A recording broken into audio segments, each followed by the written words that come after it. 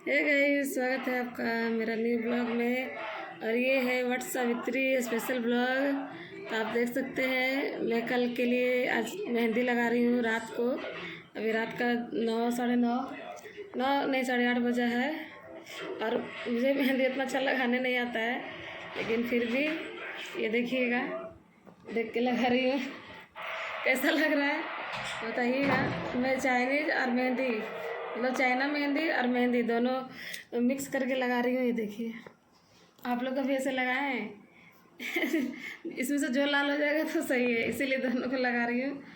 और बने रहिएगा मेरे इस ब्लॉग से, और मिलेंगे आपसे कल। और ये देखिएगा, अपने से खुद लगाए हम। और इसमें ये देखिए, ये जो चमक रहा है चाइना मेहंदी, और ये मेहंदी 2 कुप्पी लगता है एक हाथ में लगाने में, लेकिन ख़त्म हो गया था। तो 1 कुप्पी को ही 2 कुप्पी को ही अलग अलग तरह का चाइना और मेहंदी दोनों एक साथ कर दिए। और कैसा लगा है बताइएगा। पता नहीं, मेहंदी कुछ दिन का रखा हुआ था, तो इसीलिए हम दोनों मेहंदी मिक्स करके लगाए, ताकि एक ना एक का तो कलर आ ही जाएगा।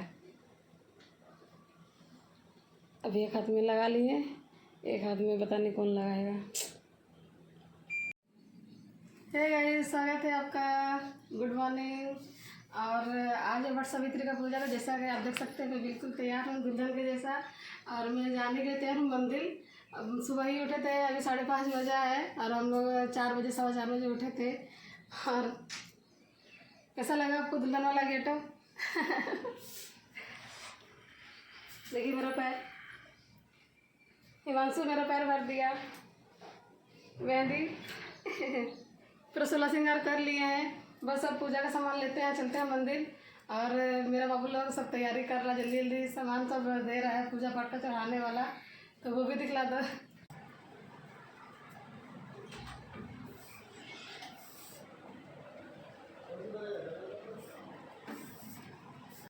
हम लोग जा रहे हैं मंदिर, और देखिए हम लोग दोनों लोग तैयार हैं।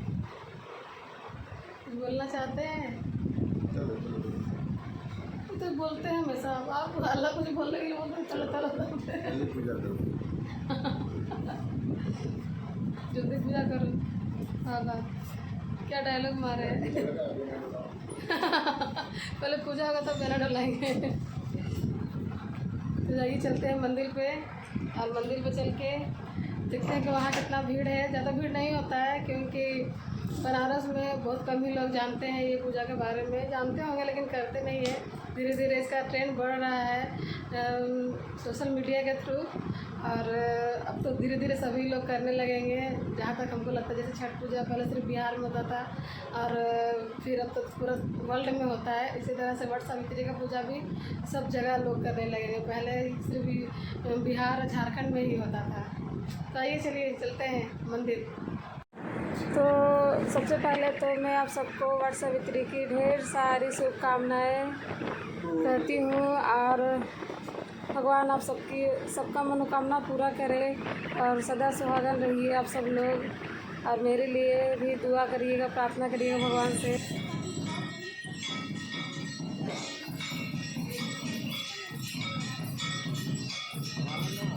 आइए, तो क्या हुआ।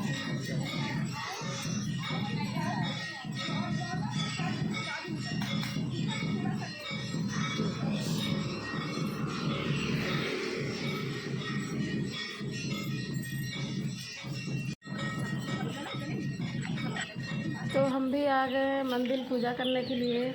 और यहाँ हमको सबसे अच्छा ये बात लगता है कि जहाँ पे ये बर का पेड़ है, वहाँ पे व्यवस्था काफ़ी अच्छा है बैठने के लिए। पक्का मतलब एक तरह से बुतरा टाइप का बना हुआ है, और पूजा करने में काफ़ी आराम हो जाता है।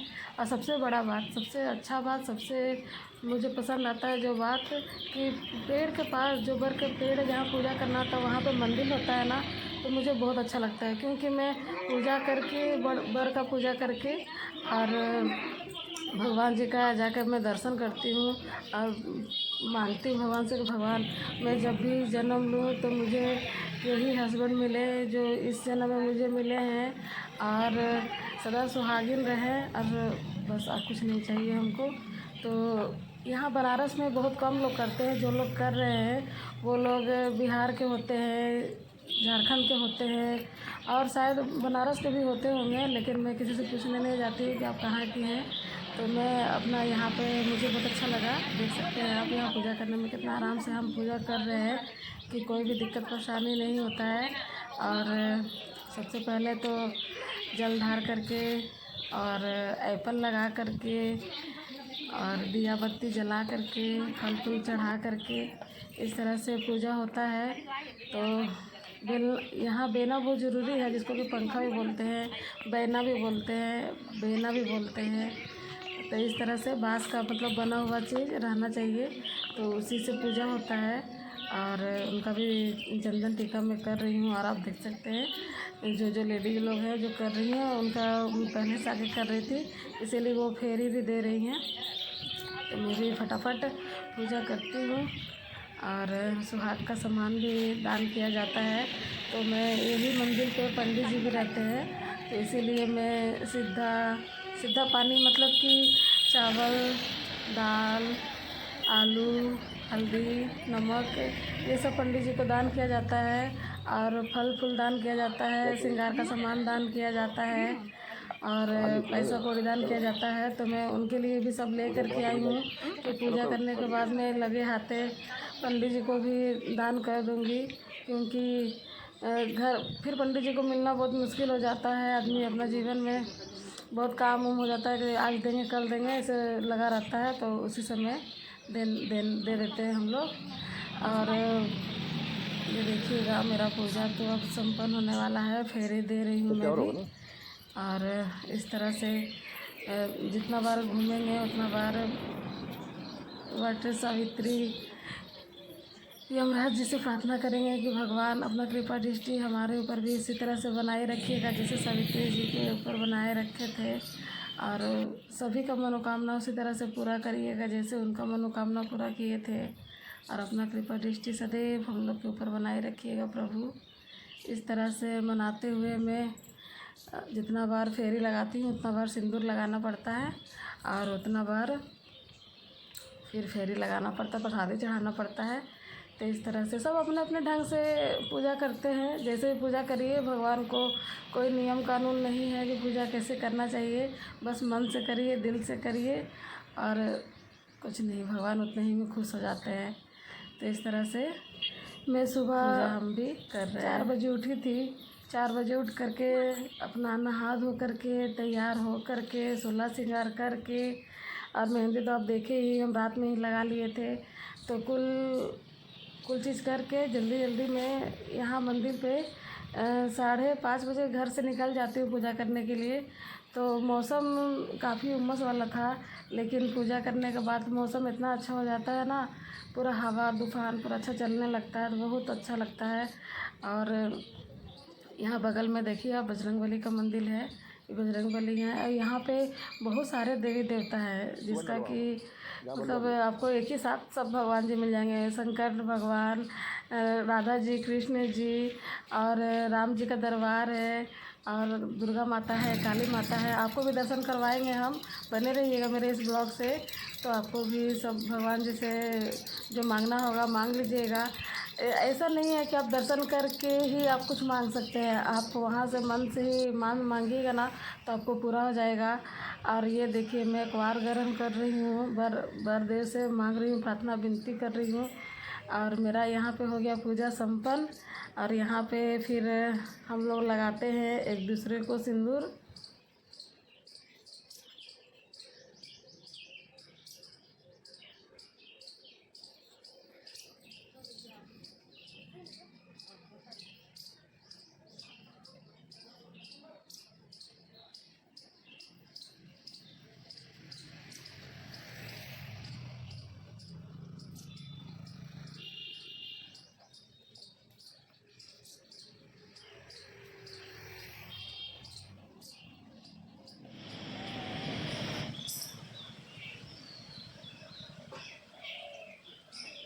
बच्ची पकड़ पड़ी तब में गई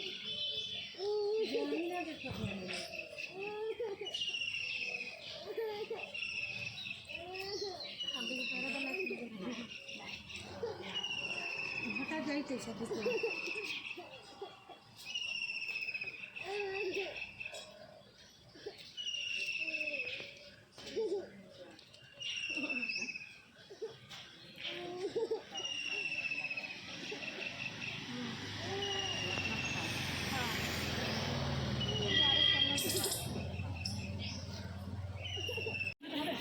आइए तो अब चलते हैं मंदिर में, आपको दर्शन करवाते हैं। जैसे कि आप देख सकते हैं कि सामने में ये तीनों माता रानी वैष्णो देवी का स्वरूप, लक्ष्मी जी और सरस्वती जी और काली माता एक साथ पिंडी के रूप में नहीं है, ये मूर्ति के रूप में है, साक्षात विराजमान है।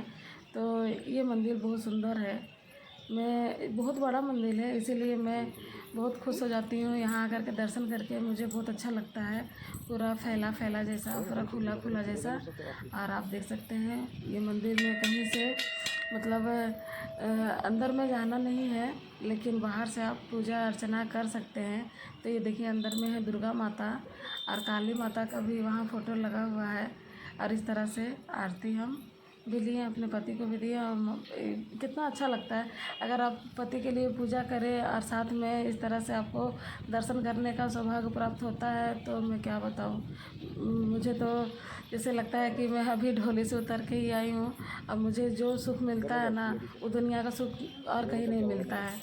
मुझे बहुत मज़ा आता है इस तरह से पूजा करना साथ में। और खासकर वट सावित्री के दिन या फिर मेरे शादी के सालगिरह के दिन मैं ज़रूर साथ में दर्शन करने के लिए जाती हूँ। और ये देखिए यहाँ के बाबा हैं, बजरंगबली का मूर्ति है।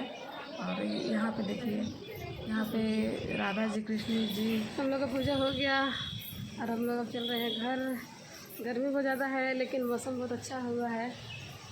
और वट सावित्री का ये ब्लॉग कैसा लगा आपको तो बताइएगा कमेंट करके, और दर्शन करके कैसा लगा ये भी बताइएगा। और यहाँ देखिए मेरे महादेव जी यहाँ विराजमान है। और कितना मतलब महादेव जी का आप अगर इस तरह से पूर्ण रूप में देखिएगा ना, तो इतना शांति, इतना सुख मिलेगा ना कि मैं आपको बता नहीं सकती। मुझे बहुत अच्छा लगता है इस तरह से दर्शन करने में, बहुत आनंद मिलता है। और सामने हैं गणेश भगवान, गणपति बप्पा मोरिया। क्या बताऊँ मैं बहुत अच्छा लगा मुझे दर्शन करके। और ये देखिए घर आए कि इतना तेज आंधी पूरा एकदम मौसम चेंज हो गया था।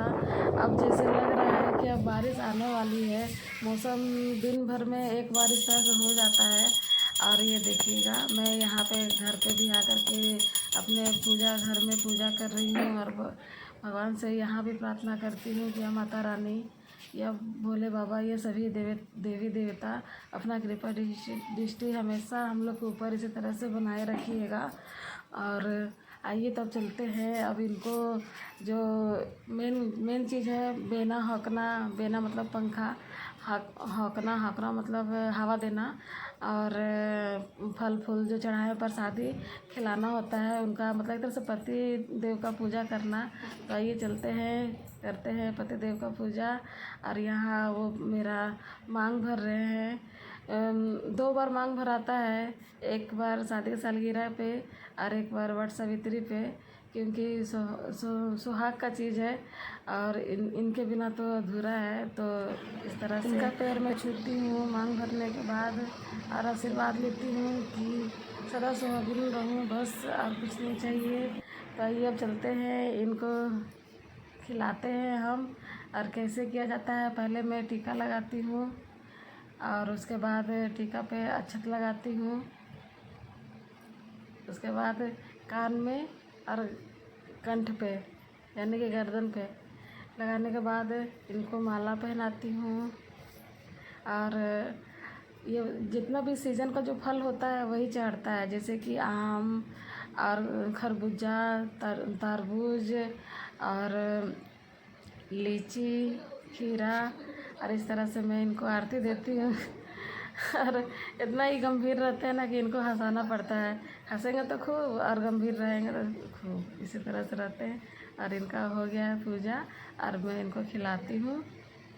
और काफ़ी लेट हो गया था, 10-11 बज गया था, इसीलिए इनको भूख भी लग गया था। और इसी तरह से बेना डुला डुला के खिलाना पड़ता है। और आप लोग में से कौन कौन करते हैं वट सावित्री का पूजा, तो कमेंट में बताइएगा। अगर ये वीडियो पसंद आया होगा तो चैनल को सब्सक्राइब कर लीजिएगा, वीडियो को लाइक कर लीजिएगा। और जैसा कि मैं हमेशा आप लोग को बोलती हूँ कि देखने के लिए थैंक यू सो मच हमेशा की तरह। तो इस तरह से खिलाने के बाद में इनका मैं पेरेंट्स हुई और ये मुझे बहुत आशीर्वाद दिए। और ये देखिएगा यहाँ फिर से मेरा और इनका शादी हो गया। एक ही माला में काम चल रहा है गाइस।